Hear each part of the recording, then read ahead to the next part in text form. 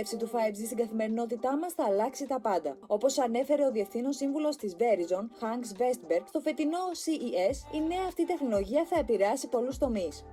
Κατά τα λεγόμενά του, το 5G είναι κάτι περισσότερο από μία ακόμη τεχνολογική καινοτομία. Στην πραγματικότητα, είναι μία πλατφόρμα που προωθεί άλλες καινοτομίες.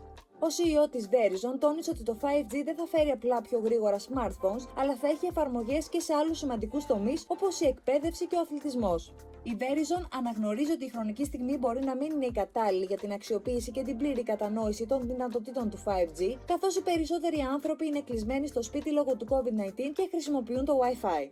Ωστόσο, ο Vestberg είπε ότι παρόλο που η πανδημία έχει παγώσει σχεδόν τα πάντα, το έργο γύρω από την ανάπτυξη του 5G συνεχίστηκε καθ' όλη τη διάρκεια του 2020.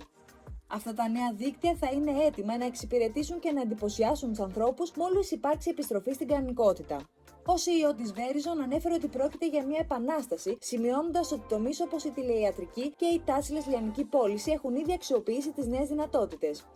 Οι εφαρμογές του 5G που ανακοίνωσε ο Vestberg στο CES περιλαμβάνουν τομείς όπως ο αθλητισμός, η τέχνη και οι παραδόσεις προϊόντων με drones. Για παράδειγμα, η Verizon έχει δεσμευτεί να αναπτύξει φέτος το 5G Ultra Wideband, μια εξαιρετικά γρήγορη παραλλαγή του δικτύου 5G σε 28 στάδια της National Football League. Σύμφωνα με τον Vestberg, οι θεατές που έχουν μια συσκευή Verizon 5G θα μπορούν να χρησιμοποιούν την εφαρμογή Super Stadium in the NFL για να βλέπουν από διαφορετικές γωνίες το παιχνίδι, ενώ θα υπάρχουν και άλλες δυνατότητες.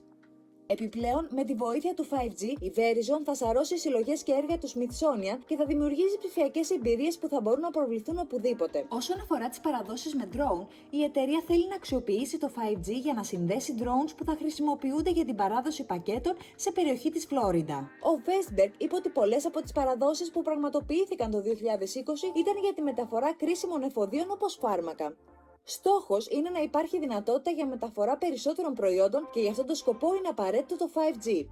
Τέλος, η Verizon είπε ότι θα αναπτύξει το 5G Ultra Wideband και σε 15 κλαμπ και θέατρα της Live Nation. Μερικά από αυτά είναι το Wiltern στο Los Angeles και το Irving Plaza στη Νέα Υόρκη, δίνοντας πολλές δυνατότητες στους ανθρώπους.